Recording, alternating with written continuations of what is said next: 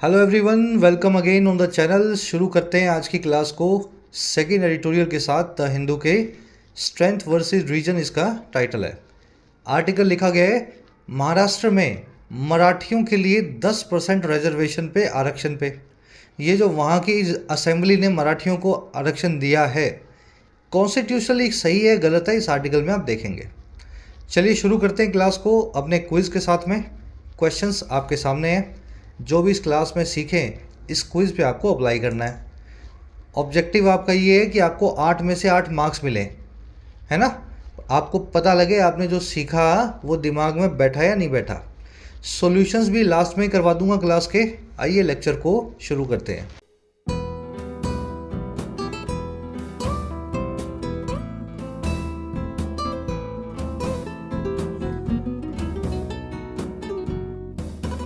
कह रहा है जी स्ट्रेंथ वर्सेस रीजन। देखिए, स्ट्रेंथ का मतलब होता है मजबूती, ताकत, और रीजन का मतलब होता है किसी चीज़ का कारण या उसका लॉजिक। ठीक है, इसको रैशनल भी बोलते हैं। कह रहा है जी अगर आप स्ट्रेंथ को देखें तो मराठियों का रिजर्वेशन बहुत अच्छा है। सभी मराठा लोग इस रिजर्वेशन को सपोर्ट कर रहे हैं। लेकिन रैशनल अगर देखें, रीजन अगर लॉजिक देखें, तो इस रिजर्वेशन का कोई लॉजिक नहीं है जो है महाराष्ट्र में। तो आपको चूज़ करना पड़ेगा कि किसी चीज़ को आपको आगे ले जाना है स्ट्रेंथ की वजह से या रीजन की वजह से। समझ पाए इस बात को कि 10,000 लोग किसी चीज़ की मांग कर रहे हैं तो वो उनको दे दी जाए, ये होगी स्ट्रेंथ। और वो चीज़ देना सही है गलत है, ये होगा रीजन। कह रहे the bill to grant reservations for Marathas may not pass judicial muster. कह रहे जो बिल है, कानून है, और कौन सा देने वाला रिजर्वेशन को, आरक्षण को, और किनको, मराठाओं के लिए, हो सकता है ये पास ही ना करे, हो सकता है गुजर ही ना पाए जुडिशियल मस्टर से, न्यायिक स्क्रूटनी से, न्यायिक जांच से। जुडिशियल मस्टर एक फ्रेज है अंग्रेजी में, लीगल फ्रेज है। इसका मतलब होता है न्यायिक जांच। आपने तो कानून बना दिया, लेकिन हाई कोर्ट, सुप्रीम कोर्ट उस कानून को हो सकता है गलत ठहरा दे, उस कानून को रद्द कर दे। तो ये बिल जो आपने बनाया है रिजर्वेशन का, पहले भी 2 बार सुप्रीम कोर्ट ऐसे कानून को कैंसिल कर चुकी है। इस बार भी लगता है वही होगा। चलिए, बिल सब्जेक्ट है, मे नॉट पास इसकी वर्ब है। जुडिशियल मस्टर यानी न्यायिक जांच, है ना, जुडिशियल स्क्रूटनी, जुडिशियल एग्जामिनेशन। चलिए, आर्टिकल पढ़ने में बहुत मुश्किल नहीं है, हालांकि इजी भी नहीं है। जल्दी से इसकी सारी वोकैब पर नज़र डालते हैं। 5, 6, 7 जो वर्ड्स हैं शुरू में देख लो ताकि इसको आप स्मूथली पढ़ सको। इस टेलीग्राम ग्रुप को ज्वाइन करें सभी पीडीएफ्स और नोट्स के लिए। क्लास को एक लाइक और एक शेयर जरूर से देना। टेलीग्राम ग्रुप को ज्वाइन करने के लिए आपको @YourEnglishTutor टाइप करना है। टेलीग्राम में आपको ग्रुप मिल जाएगा। साथ ही YT ऐप पे आप तैयारी कर सकते हैं अपने एग्जाम्स की, चाहे SSC हो, डिस्क्रिप्टिव राइटिंग हो, UPSC का हो या बैंकिंग का हो। ऐप का लिंक कमेंट सेक्शन में दिया गया है। राइटिंग के कोर्स में आप सीख सकते हैं राइटिंग लगभग 60 से 70 घंटों में। फ़ायदा आप ले सकते हैं इस कोर्स का। UPSC के कोर्स में आप अपना मीडियम चेंज कर सकते हैं, किसी और लैंग्वेज से इंग्लिश में माइग्रेट कर सकते हैं। UPSC के सभी एस्पेक्ट्स कवर्ड हैं, answer writing, essay writing, descriptive writing, CSET। SSC और बैंकिंग के कोर्स में आपको सारे वैरायटी के क्वेश्चन सोल्व करना सिखाया जाता है। 100 से 1.25 घंटों के कोर्सेज हैं, आप भरपूर अपनी प्रैक्टिस कर सकते हैं। कोई क्वेश्चन हो, क्वेरी हो, टीम का नंबर है व्हाट्सएप, आप इस नंबर पे टीम से जुड़ सकते हैं via WhatsApp. Alright, vocab sheet है अपनी आज की, टेलीग्राम से इसको डाउनलोड करें। 4 वर्ड्स है भारी भरकम, इनको शुरू में देखते हैं। थोड़ा सा मैं इसको जूम इन कर रहा हूँ। पहला वर्ड है यूनानिमिटी। देखो, यूनो मतलब एक, एनिमस मतलब दिमाग या चेतना। अगर सबका दिल, दिमाग, चेतना यूनो यानी एक हो जाए तो यानी सभी पार्टियों में अग्रीमेंट हो गया, सभी स्टेक होल्डर्स के बीच में कंसेंसस आ गई। यूनानिमिटी को कंसेंसस भी बोलते हैं, है ना, आम सहमति। There is no unanimity of opinion. Opinion में कोई भी यूनानिमिटी या सहमति नहीं है। और किन के बीच में? Among the medical profession, medical professionals के बीच में, या प्रोफेशनल कर लेना। और किस चीज़ को लेकर के? On the long term safety of covid vaccine, लंबी अवधि में सेफ्टी को लेकर के कोविड-19 वैक्सीन्स की। कुछ डॉक्टर्स बोलते हैं कि कुछ नहीं होगा, कुछ बोलते हैं कि बहुत कुछ होगा। है ना। तो कोई यूनैनिमिटी ऑफ ओपिनियन जो है इस चीज़ को लेकर के अभी भी नहीं हुई है। तो ये वर्ड जो है यूनानिमस, आज आप आर्टिकल में एडजेक्टिव फॉर्म में देखेंगे। Unanimity noun form, unanimous adjective form. चलिए अगला वर्ड है अपने पास स्पीशियस। देखिए ये वर्ड बना है सस्पिशन से। सस्पिशन का मतलब होता है डाउट, समझ गए। स्पीशियस और सस्पिशियस दोनों का मतलब होता है जी डाउटफुल या फिर मिसलीडिंग, अनऑथेंटिक या फॉल्स। ऐसी चीज़ जो आपको गलत रास्ते पे ले जाए, गलत फहमी करवाए, डाउट पैदा करे। स्पीशियस, डूबियस, सस्पिशियस सभी एक दूसरे के सिनोनिम्स हैं। All claims of the company prove to be specious. सारे दावे जो थे कंपनी के वो स्पीशियस निकल करके आए, मिसलीडिंग या फॉल्स निकल करके आए। तो आज इस वर्ड का सिनोनिम है डूबियस, डाउटफुल यानी डूबियस। इसको आप आर्टिकल में देखेंगे। डिसइंजेन्युअस कल आया था, याद है ना आपको। इंजेन्युअस मतलब भोला वाला, जो मन में हो बता दे। डिसइंजेन्युअस मतलब जो मन की बात छुपाए, डाउटफुल रहे, अनऑथेंटिक हो, मिसलीडिंग हो, डिसइंजेन्युअस। चलो अगला वर्ड है अपने पास वेगेरियस। ये वर्ड बना है वैगरी नाम के वर्ड से। वैगरी का मतलब होता है चेंजेबिलिटी, आपकी बार बार जो है बदलने की क्वालिटी, है ना। वेगेरियस वो चीज़ होगी जो बार बार बदलती हो, चेंजेबल हो, मूडी हो। फैशन डिज़ाइनिंग इज़ अ वेगेरियस या मर्क्यूरियल बिजनेस। फैशन डिज़ाइनिंग जो है बार बार बदलने वाला चेंजेबल बिजनेस है। मर्क्यूरियल भी सिनोनिम है इसका, वेगेरियस का। आज आप वेगेरियस नाम का वर्ड आर्टिकल में देखेंगे। अनप्रिडिक्टेबल हो, कैप्रिशियस हो, बार बार चेंज होता हो, इरेटिक हो, है ना। चलो अब ये सारे वर्ड देख के आप सोचते होंगे सर इतने सारे कैसे याद करें। अरे एक दिन में कहाँ करने हैं भाई। किसी क्लास में ये आता है, किसी में ये आता है, किसी में ये आता है। जिस बच्चे की 100-150 क्लासेस हो गई, ये सारे वर्ड 4-4, 5-5 बार आपने यूज़ होते हुए देख लिए, बस हो गई वो क्या भी याद, है ना। लास्ट अपने पास ईडियम है आज पेंडोराज बॉक्स। पेंडोराज बॉक्स का मतलब होता है एक ऐसी अनकंट्रोलेबल सिचुएशन जिसमें से और नई नई सिचुएशन निकलती रहें, एक बार वो शुरू हो जाए और बंद करना मुश्किल हो जाए। Pandora's box. The politicians remarks have opened a Pandora's box. Politician के रिमार्क्स ने एक पेंडोरा के बॉक्स को खोल दिया है ऑन सोशल मीडिया पे। और कैसे? Unleashing a storm of controversy and heating debate among users. Unleash करते हुए, भड़काते हुए, खोलते हुए एक स्टॉर्म को, एक तूफान को, कंट्रोवर्सी और हीटेड डिबेट का यूजर्स के बीच।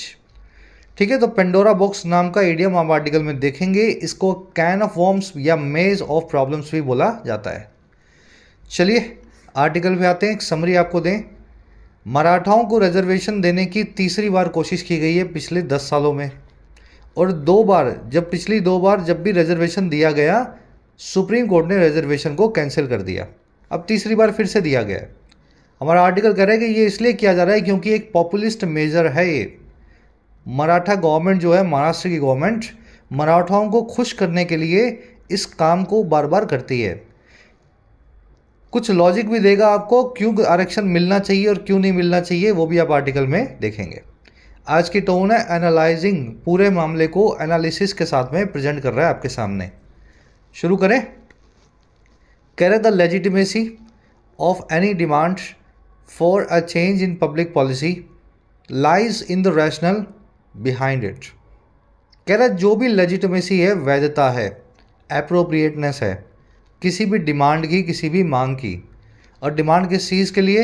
एक चेंज या बदलाव के लिए पब्लिक पॉलिसी में, सरकारी कानूनों में। कह रहे डिमांड जो है ना किसी भी चीज़ की, जो लेजिटिमेसी है, उसकी वैधता है, वो लाई करती है उस रैशनल में, उस लॉजिक में जो उसके पीछे होता है ना। कोई भी डिमांड तभी मानी जानी चाहिए जब वो लॉजिकल हो। और किस चीज़ में नहीं होता है उसका rational? Not in the strength in support for it, ना कि उस स्ट्रेंथ में, ना कि उस मजबूती में जो है उस डिमांड के सपोर्ट में। लेजिटिमेसी हमेशा रैशनल के हिसाब से चलनी चाहिए, ना कि इस हिसाब से चलनी चाहिए कि इस डिमांड को कितने लोगों ने किया है। चाहे गलत डिमांड हो और 1 लाख लोगों ने की हो, उस डिमांड को पूरा करने का कोई हमारे पास रीज़न नहीं है। लेजिटिमेसी सब्जेक्ट है, लाइज इसकी वर्ब है। रैशनल का मतलब होता है लॉजिक। समझते हैं ना इस वर्ड को आप? रैशनल में अगर पीछे ई लगा दें तो ये बन जाता है नाउन। लॉजिक, अगर ई को निकाल दें तो ये बन जाता है एडजेक्टिव। लॉजिकल, तो दोनों अलग वर्ड्स हैं, लॉजिक एंड लॉजिकल, है ना। सही तरह से इनको यूज़ करना सीखें। जहाँ पे एडजेक्टिव चाहिए हो वहाँ पे बिना ई के लिखें, जहाँ पे ना चाहिए हो, नाउन चाहिए हो, वहाँ पे ई के साथ में इस वर्ड को लिखना है। चलिए, अब कौन सी डिमांड है भाई। कह रहे there is a reason why even after states have bowed down to popular demand for reservation to social groups which were not considered backward earlier, their actions have been reversed और nullified by the higher judiciary. कह रहे ये जो बात हमने लिखी है ना, इसके पीछे एक रीज़न है, एक हमेशा एक जो है कारण होता है। और क्यों कि यहाँ तक कि जब स्टेट्स ने बो डाउन किया है, बो डाउन करना नतमस्तक होना, सर झुकाना, सबमिट करना, सरेंडर करना।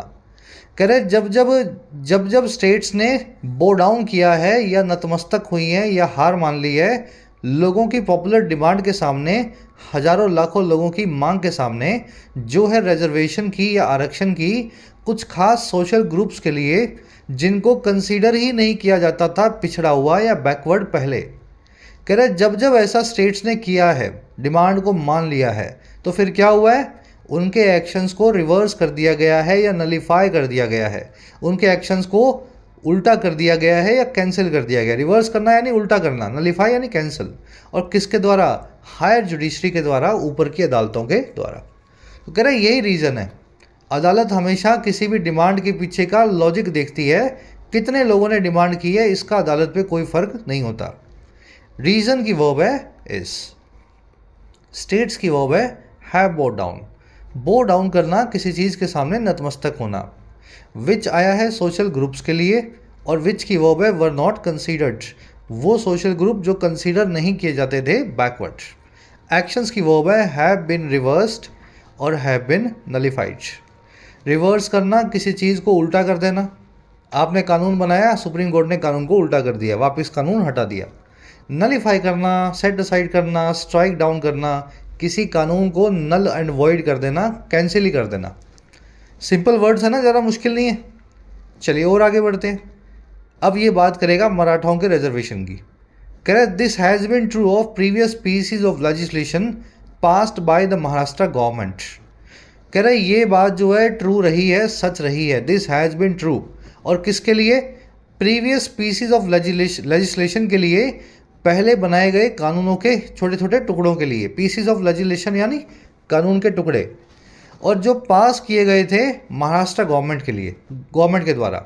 और क्यों किए गए थे, to grant reservation to the Maratha community, reservation देने के लिए मराठा कम्युनिटी को।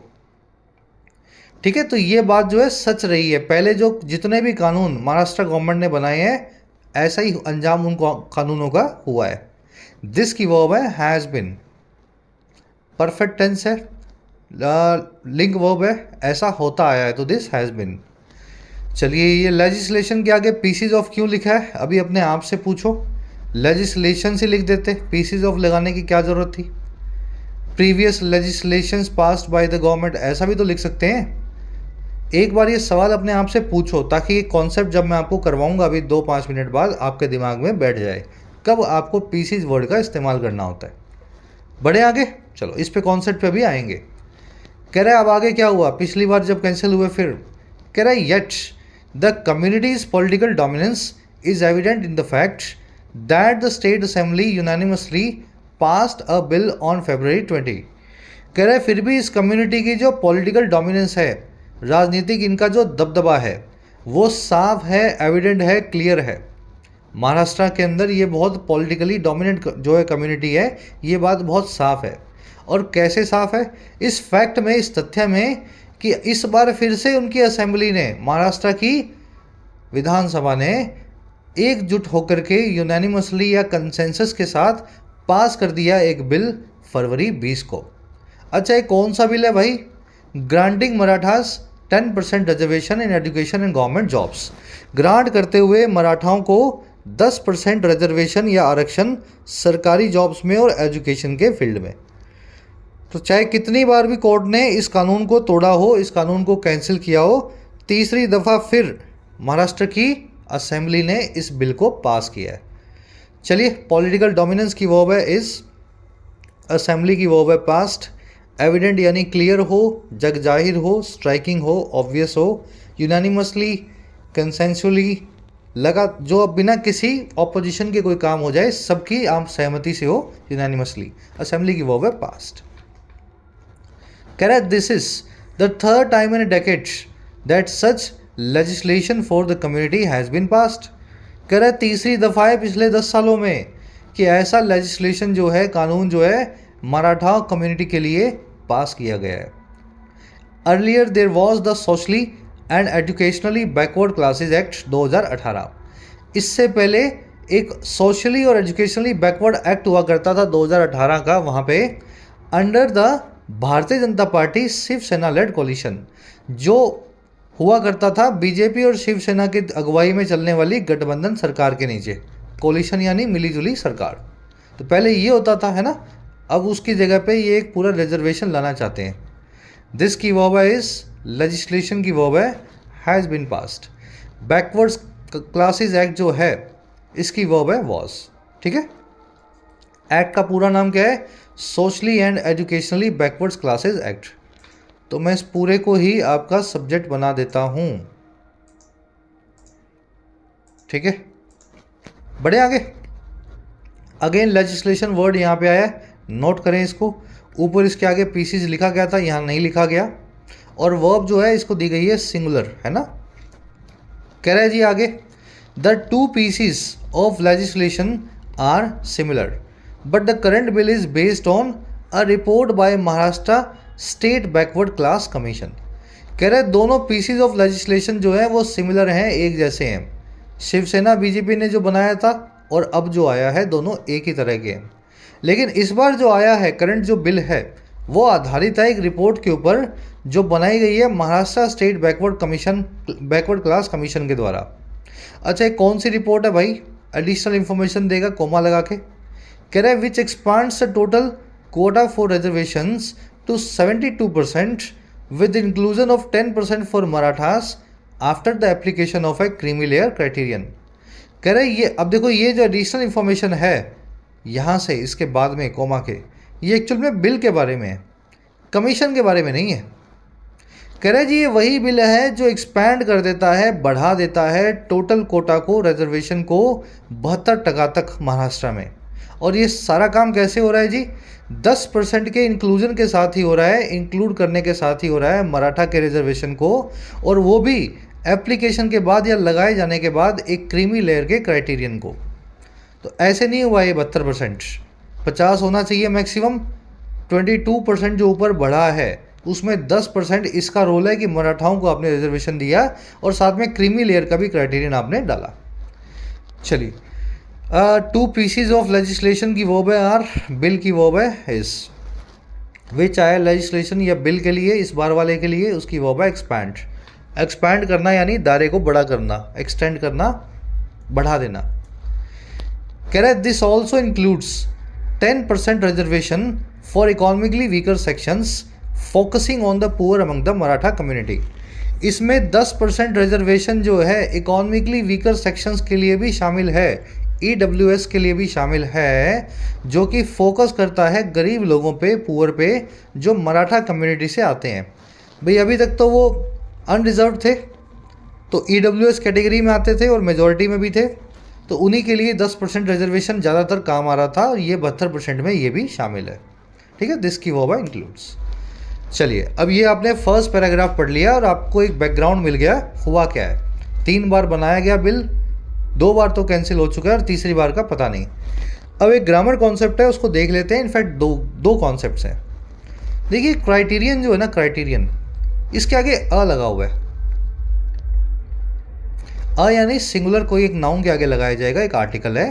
क्राइटेरियन एक सिंगुलर नाउन है। अगर इसको प्लूरल बनाना हो तो ऑन को निकाल के आप आगे लगा देंगे ए, क्राइटेरिया। समझते हैं ना इस कॉन्सेप्ट को? वैसे एक और वर्ड है फिनोमिनन। फिनोमिनन यानी बड़ी घटना कोई, इसका प्लूरल बनाना हो तो वो बन जाएगा फिनोमिना।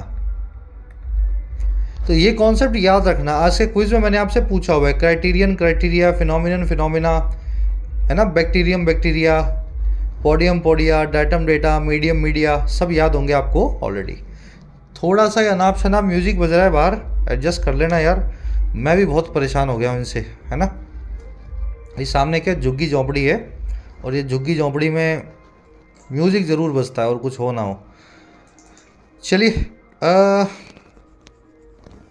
लेजिस्लेशन के आगे पीसीज ऑफ क्यों लगा, फटाफट इसको देख लो।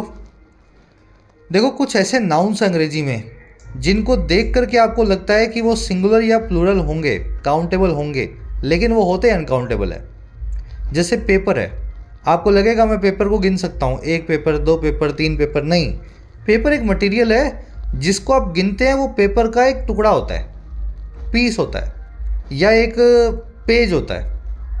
एडवाइस है, सलाह, सलाह को आप गिन नहीं सकते हैं। सलाह तो सलाह है, हिंदी में अपने बोलते हैं 2 सलाहें 3 सलाहें, अंग्रेजी में बोलते हैं सलाह, या फिर 2 PCs of advice, 3 PCs of advice.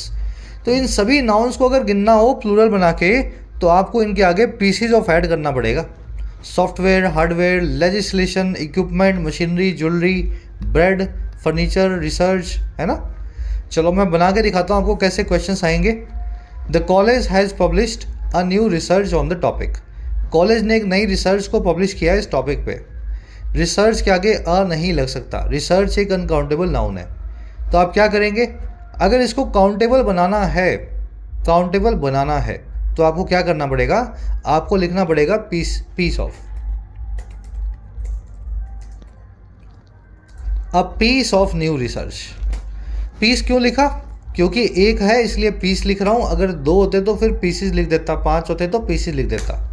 ठीक है, तो एक टुकड़ा जो है रिसर्च का उन्होंने पब्लिश किया है, ऐसा समझ लो, हिंदी में अगर मीनिंग निकालना चाहो।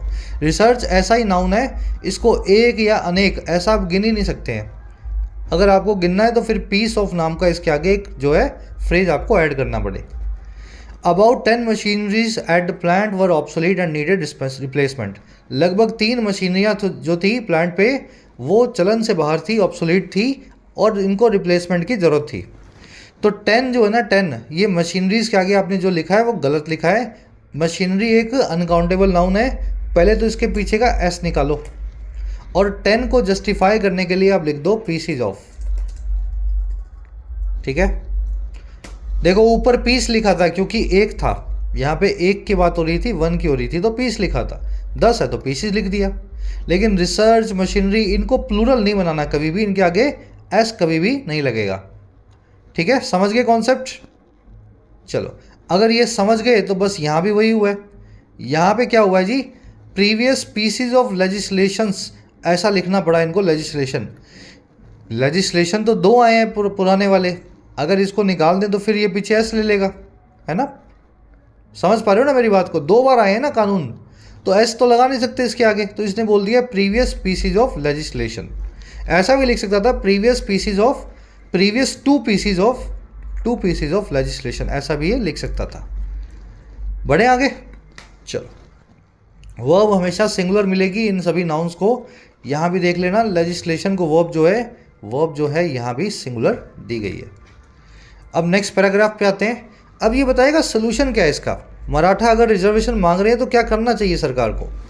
कह रहा है it is understandable why the political class in Maharashtra has chosen the easier even if legally dubious path of expanding the reservation pie. कह रहा है जी हम समझते हैं, इट इज़ अंडरस्टैंडेबल, क्यों जो पॉलिटिकल क्लास है महाराष्ट्र की उसने चूज़ किया है आसान, यहाँ तक कि अगर लीगली डूबियस हो, कानूनी तौर पे डाउटफुल हो, रास्ता एक्सपेंड करने का, बढ़ा देने का रिजर्वेशन के पाई को, रिजर्वेशन के पूरे हिस्से को, है ना। आपने रिजर्वेशन को 72% कर दिया, जो कि लीगली थोड़ा सा सुप्रीम कोर्ट मानती नहीं है, डूबियस है। तो ये अंडरस्टैंडेबल है कि आप यही बार बार क्यों करते हो, 50% में ही मराठाओं को एडजस्ट क्यों नहीं करते हो, जिसके लिए सुप्रीम कोर्ट भी ना शायद आपको ना बोले। इट की वर्ब है, इस पॉलिटिकल क्लास की वर्ब है हैज चोजन। डूबियस, मिसलीडिंग, याद होंगे ना सारे वर्ड्स आपको, स्पीशियस, है ना, सिनोनिम है सब इसके। कह रहा है जी the other alternative of treating Marathas as a backward class community and providing reservations from within the 19% quota for OBCs was always going to be a problem. कह रहे जो दूसरा ऑल्टरनेटिव है इसका, दूसरा जो विकल्प है ट्रीट करने का मराठाओं को ओबीसी की तरह और उनको दे देने का रिजर्वेशन 19% ओबीसी वाले कोटा में ही, ये ऑल्टरनेटिव हमेशा से ही होने वाला था एक प्रॉब्लम। और किसके साथ? With OBC groups expressing opposition. ये प्रॉब्लम थी ओबीसी ग्रुप्स के एक्सप्रेस करने के साथ ही एक ऑपोजिशन को। ठीक है, तो ये दूसरा ऑल्टरनेटिव जो ये ले सकते थे कभी लेंगे नहीं, क्योंकि ओबीसी वाले खड़े हो जाएंगे कि ये बीच में मराठियों को कहाँ से आपने डाल दिया, हमारा 19% कोटा है, हमें तो वो वैसा का वैसा छोड़ दो, है ना। चलिए, ऑल्टरनेटिव की वर्ब है वॉज ऑलवेज गोइंग। ऑल्टरनेटिव का मतलब होता है विकल्प। दो वर्ड्स अंग्रेजी में, ऑल्टरनेटिव और ऑल्टरनेट। ऑल्टरनेटिव का मतलब होता है विकल्प और ऑल्टरनेट का मतलब होता है एक एक करके या छोड़ छोड़ के। जैसे मंडे को कोई काम किया, ट्यूसडे को छुट्टी की, फिर वेंसडे को किया, फिर थर्सडे को छुट्टी की, या सुबह में किया, शाम को छुट्टी की। समझ पा रहे हो? ऐसे एक एक छोड़ छोड़ के बारी बारी से जो करते हैं वो करते हैं alternate. I go to the gym on alternate days. मैं जिम जाता हूँ एक दिन छोड़ के, है ना। तो ऑल्टरनेटिव और विकल्प वाला वर्ड जो है, इसको ऑल्टरनेट से आपको कंफ्यूज नहीं करना है। बहुत लोग ऑल्टरनेटिव को ऑल्टरनेट बोल देते हैं। I have no alternate left, I have no alternative left, है ना। सही वर्ड है ऑल्टरनेटिव, चॉइस। चलिए, कह रहे जी but the legislation is bound to face problems if and when it is challenged in the Supreme Court. कह रहे लेकिन ये लेजिस्लेशन जो ये बार बार बनाते हैं 50% को क्रॉस करते हैं, ये बाउंड है, डेस्टाइंड है, पक्का ही है कि ये फेस करेगा प्रॉब्लम्स को अगर और जब ये चैलेंज किया जाता है सुप्रीम कोर्ट में। जिस दिन सुप्रीम कोर्ट में जाएगा इसके साथ वही होना लगता है जो पहले ऐसे दो लेजिस्लेशन या पीसीज ऑफ लेजिस्लेशन के साथ में हुआ। लेजिस्लेशन की वर्ब है is when and if and when, मतलब अगर ऐसा हुआ और जब भी ऐसा हुआ, इफ एंड व्हेन। इट की वर्ब है इज चैलेंज्ड। बाउंड, इसका इस वर्ड के दो मीनिंग्स हैं इस एडजेक्टिव के। पहला मीनिंग है किसी काम के लिए आपका तय होना, करने के लिए। जैसे you are bound to succeed, आपका सफल होना तय है। She is bound to fail, उसका फेल होना तय है। किसी चीज़ का तय होना, है ना, आपके साथ। Bound to do something, bound plus में टू इन्फिनेटिव को यूज़ किया जाता है इस केस में। दूसरा बाउंड वर्ड का मीनिंग होता है किसी दिशा में आप जा रहे हो। आप अपने घर की तरफ जा रहे हैं तो you are bound for your home. आप दिल्ली की तरफ जा रहे हैं तो you are bound for Delhi. Flight Pune की तरफ जा रही है तो flight is bound for Pune. समझ पाए दोनों मीनिंग्स को? तय होने के लिए भी बाउंड और किसी तरफ जाने के लिए भी बाउंड। मैंने एक सेंटेंस बनाया है और इसमें बाउंड वर्ड 2 बार यूज हुआ है, ठीक है। और एक काम करते हैं, मैं इसमें थोड़ी सी चेंजेस भी कर देता हूँ, ठीक है।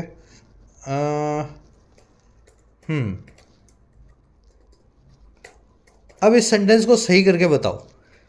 ऐसा भूल जाओ, पुराना वाला सेंटेंस मत पढ़ना, ये नया वाला पढ़ो।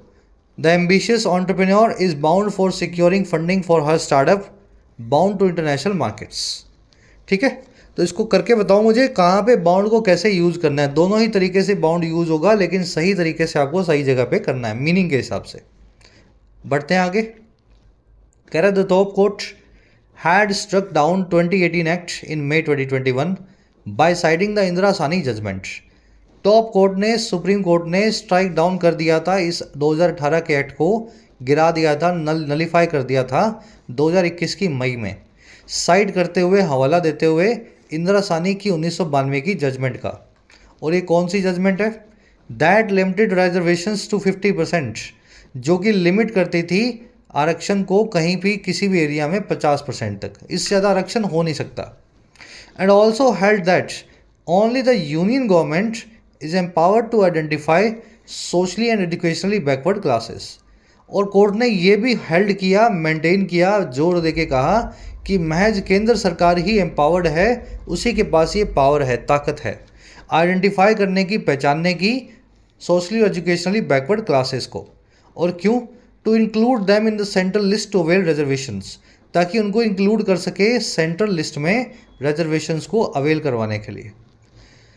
तो ये जो है कोर्ट ने 2018 के कानून के साथ किया था। कोर्ट की वो है had struck down, past perfect लगाया गया है, पास्ट का भी पास्ट है ना। अच्छा, इंदिरा सानी जजमेंट के लिए दैट आया, दैट की वर्ब है लिमिटेड। इंदिरा सानी जजमेंट क्या बोलती है? भारत में 50% से ज़्यादा आरक्षण नहीं हो सकता किसी भी राज्य में और जो है सेंटर में। अच्छा, कोर्ट की दूसरी वर्ब है हेल्ड। कोर्ट ने हेल्ड भी किया इस बात को, मेंटेन करके कहा भी। यूनियन गवर्नमेंट की वर्ब है इस। चलिए, वैसे तो ये पूरा पास्ट में है, दैट के बाद सेंटेंस पास्ट में ही होना चाहिए, लेकिन यूनियन गवर्नमेंट हमेशा ही एम्पावर्ड है, उसी के पास सारी पावर्स हैं, इसलिए पास्ट के टेंस के अंदर भी दैट लगा करके सबॉर्डिनेट क्लोज को प्रेजेंट में लिखा गया है। समझ पा रहे हो ना? टेक्निकली तो यहाँ पे वॉज होना चाहिए, लेकिन यूनियन गवर्नमेंट तब भी एम्पावर्ड थी, आज भी एम्पावर्ड है। तो ये एक यूनिवर्सल ट्रूथ की तरह है पॉलिटी के अंदर, तो इसलिए इसको आप इज लगा रहे हैं, ना कि वॉज लगा रहे हैं। कह रहा जी, yet the court's November 22 judgement holding the 10% quota for EWS over and beyond 50% limit has open the Pandora's box.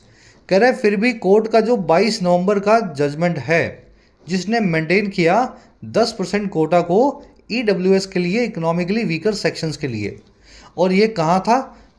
ये ज़्यादा था या बियॉन्ड था उस 50% की लिमिट के, रिजर्वेशन की। कह रहा है इस जजमेंट ने खोल दिया है पेंडोरा बॉक्स को। पेंडोरा बॉक्स मैंने आपको बताया ना, ऐसी सिचुएशन जिसमें से नई नई प्रॉब्लम्स निकलती जाएं। एक बार वो सिचुएशन शुरू हो गई, उसके बाद उसमें से प्रॉब्लम्स चलती ही जाएंगी। पेंडोरा नाम की एक औरत थी, इसके बॉक्स में सारे शैतान भरे हुए थे, तो जब इसने अपना बॉक्स खोला तो सारे उसमें से निकल आए। तो वैसे ही कोर्ट की जजमेंट से ही पेंडोरा बॉक्स खुल गया है। जब कोर्ट ने 50% से ऊपर आरक्षण को मान लिया, तो फिर हर स्टेट बोलती है कि अब 60 क्या, अब 80 भी कर दो, 72 कर दो, 90 कर दो, क्या फ़र्क पड़ता है ना? जजमेंट की वर्ब है हैज़ ओपन्ड। अपहोल्ड करना, मेंटेन करना, प्रिजर्व करना। कह रहा the vagaries of addressing demands of political dominant groups such as the Marathas which have stratification due to significant intra-community variation in terms of income and educational outcomes suggest। कह रहे जो विगैरीज हैं, जो चेंजेबलनेस है, जो इंस्टेबिलिटी है, एड्रेस करने की ऐसी डिमांड्स को, हल निकालने की ऐसी मांगों का, जो है पॉलिटिकली डोमिनेंट ग्रुप्स की, सियासी तौर पे दबदबे वाले ग्रुप्स की, जैसे कि हैं मराठा। अच्छा, ये कौन से मराठा है? एडिशनल इन्फॉर्मेशन दी गई है इनके बारे में। कह रहे जी खास कम्युनिटी है ये, इस कम्युनिटी में भी स्ट्रेटिफिकेशंस हैं, क्लासेस हैं, हायरार्की है, और किस वजह से? बहुत ज़्यादा बड़े इंट्रा कम्युनिटी वेरिएशन की वजह से, इस कम्युनिटी के अंदर ही, इसके अंदर ही जो है फ़र्क की वजह से, डिफरेंस की वजह से। और वेरिएशन या फ़र्क क्यों आ रहा है? ये आ रहा है इन टर्म्स ऑफ, या इस रूप में, इनकम और एजुकेशनल आउटकम्स के। कोई इनकम ज़्यादा कमाता है, कोई ज़्यादा पढ़ा लिखा है, कोई कम पढ़ा लिखा है, तो मराठास के अंदर भी आपको बहुत स्ट्रेटिफिकेशन देखने को मिलेंगे। कह रहे जो इंस्टेबिलिटी है ऐसी डिमांड को पूरा करने की, मराठा जैसी कम्युनिटी को रिजर्वेशन देने की, वो ये सजेस्ट करती है। और क्या सजेस्ट करती है? वो सजेस्ट करती है a case for a comprehensive socio economic census. ये सजेस्ट करती है केस को जो है डिटेल्ड सोशो इकोनॉमिक सेंसस का या जनगणना का। और ये कब होगी? ये होगी alongside the delayed decennial census, जो होगी साथ साथ इस देरी से हुई 10 साल में होने वाली सेंसस के, डेसिनियल जनगणना के। तो 2021 में जो जनगणना हुई थी अभी तक शुरू भी नहीं हुई है, 2024 आ चुका है। जब भी ये करवाओ, साथ में मराठाओं की भी एक जनगणना करवा लेनी चाहिए महाराष्ट्र में, ताकि आपको पता लगे कितने बैकवर्ड्स हैं रियल में, है ना? विगैरिस की वर्ब है सजेस्ट, विच आया मराठास के लिए वर्ब है हैव। कॉम्प्रिहेंसिव यानी डिटेल्ड, डेसिनियल यानी 10 साल में एक बार होने वाली, स्ट्रेटिफिकेशन यानी क्लासेस, कोई ऊपर कोई नीचे मराठा, इस तरीके से स्ट्रेटास बनी हुई है, स्ट्रेटिफिकेशन हुआ है। चलिए, कह रहा है such a census will establish the true nature of backwardness and discrimination across states. ऐसा एक सेंसस जो है वही इस्टेब्लिश करेगा सही नेचर को बैकवर्डनेस के और भेदभाव के अलग अलग स्टेट्स में। And could even clarify a new means of providing affirmative action. और यहाँ तक कि ये एक क्लैरिफाई भी कर सकता है एक नए जरिए को, मीन्स को, जो है प्रोवाइड करने का रिजर्वेशन को या अफर्मेटिव एक्शन को। रिजर्वेशन को अफर्मेटिव एक्शन बोला जाता है दूसरी कंट्रीज़ में, भारत में आरक्षण बोलते हैं, बाकी जगह अफर्मेटिव एक्शन बोलते हैं। और ये रिजर्वेशन किस हिसाब से होगा? Based on the data while staying true the principles of social justice. ये रिजर्वेशन होगा डेटा के आधार पे, जबकि स्टे करते हुए, बने रहते हुए, ट्रू यानी सच्चा, उन प्रिंसिपल्स के लिए, उन कानूनों या सिद्धांतों के लिए जो है सोशल जस्टिस के, समाज में न्याय के। तो ऐसा आपको सेंसस करवाना है, उसमें से सही डेटा निकले और उस डेटा के हिसाब से सामाजिक न्याय के सिद्धांतों पे चलते हुए अगर ठीक से रिजर्वेशन दिया भी जाए तो क्या गलत है ना? जिसको मिलना हो मिल जाएगा, जो जो डिज़र्व करेगा। सेंसस की वर्ब है विल इस्टेब्लिश, सेंसस की दूसरी वर्ब है विल या कुड क्लैरिफाई। चलिए, मीन्स जो है यहाँ पे एक जो है पीछे एस लगा हुआ है, लेकिन ये सिंगुलर नाउन होता है। अंग्रेजी में 3-4 ऐसे नाउन्स हैं जिनके पीछे एस लगने के बावजूद वो सिंगुलर होते हैं, जैसे मीन्स है, शैम्बल्स है ना, इसके आगे भी अ लगता है। वेयर अबाउट्स है, वेयर अबाउट्स यानी अता पता। तो ये कॉन्सेप्ट आज करवा नहीं रहा हूँ मैं, ये वाला कॉन्सेप्ट आपको ऑलरेडी अपनी डायरी से खोल के देख लेना है। ऐसे कौन से नाउन्स हैं जिनके पीछे एस लगता है लेकिन वो फिर भी सिंगुलर है। चलिए, अब अपने क्विज पे आते हैं। काफ़ी वर्सेटाइल आर्टिकल था, रीडिंग भी इसकी काफ़ी ठीक ठाक थी और वोकैब ग्रामर तो थी ही। चलो, फर्स्ट क्वेश्चन में आपसे पूछा है, इस पैसेज के हिसाब से इंक्रीज करना ओवरऑल जो है रिजर्वेशन को, ये आसान क्यों है नेताओं के लिए, है ना? यही काम जो है नेता क्यों करते हैं? 50 को ही 72-80 करने की कोशिश क्यों करते हैं? 4 आपको रीजंस दिए हैं, खुद से पढ़ोगे तो आंसर निकलेगा, मेरे बता देने से आप नहीं सीख पाओगे। भाई, मैंने तो पूरा आर्टिकल पढ़ा दिया, ये क्वेश्चन भी बना करके लाया हूँ, अब इसका आंसर भी मैं कर दूंगा तो फिर कैसे होगा बताओ? पेपर भी मैं दे आऊँगा आपकी जगह। एक बार खुद से ट्राई दो। आंसर मैंने फर्स्ट कमेंट में डाल दिया है और बहुत इजी आंसर है, उसके हिंट की ज़रूरत भी नहीं है। चलो, निकालना अपना आंसर। सेकंड पे आओ, ऑल्टरनेट और ऑल्टरनेटिव के बीच में सही वर्ड को चूज़ करके आपको इस फिलर में डालना है। मेरे ख्याल से सब समझदार हो आप, ग्रेजुएट हो, ईजिली इस वर्ड को आप जो है हैंडल कर लोगे। दोनों अलग वर्ड्स हैं, दोनों का अलग मीनिंग है। थर्ड में एक इडियम पूछी है आपसे, पेंडोरा बॉक्स, इसका क्या मीनिंग होता है? याद है ना, a can of worms, Pandora box. चलिए, वेगेरियस का सिनोनिम पूछा है, कैप्रिशियस होता है, यूनानिमस होता है या स्पीशियस होता है? लास्ट के अंदर 4 एरर्स आपको मिलेंगी और जो मैंने वर्ड्स डार्क किए हैं, डार्क ब्लैक, इसके आसपास आपको वो एरर्स मिलेंगी। ठीक है, कोशिश करो निकालने की। गलत है सही है वो आपको बता देंगे। 8 में से कितने मार्क्स मिले वो देख करके बताना। कमेंट सेक्शन में मैंने फर्स्ट कमेंट में आंसर को डाल रखा है। ठीक है, 6 मिले, 5 मिले, 7 मिले, जितने भी आपको मिले। अच्छा, आप चाहें तो आज इस आर्टिकल की एक समरी भी लिखें 2 से 3 सेंटेंसेस के अंदर, ज़्यादा बड़ा मत करना, छोटी समरी लिखोगे, मैं चेक करके कोशिश करूँगा, आज टाइम निकाल के चेक करेंगे, थोड़ा राइटिंग पे भी काम किया जाए। ज़रूर से डालना कमेंट सेक्शन में। मिलेंगे नेक्स्ट क्लास में, कल आपसे लेंगे मुलाकात कल की क्लास में। जिन बच्चों को कोर्सेज की ज़रूरत है, एक्स्ट्रा क्लासेस की ज़रूरत है, you can take the benefits of the courses. Application को डाउनलोड करें, YT ऐप को, आपको राइटिंग का, SSC का और बैंकिंग का, इनफैक्ट UPSC का भी कोर्स मिल जाएगा। अफोर्डेबल कोर्सेज है, मेहनत करना चाहते हैं तो ऐप को डाउनलोड करें, कमेंट सेक्शन में लिंक रखा गया है, you can take the benefit. चलिए, अंटिल देन साइनिंग आउट।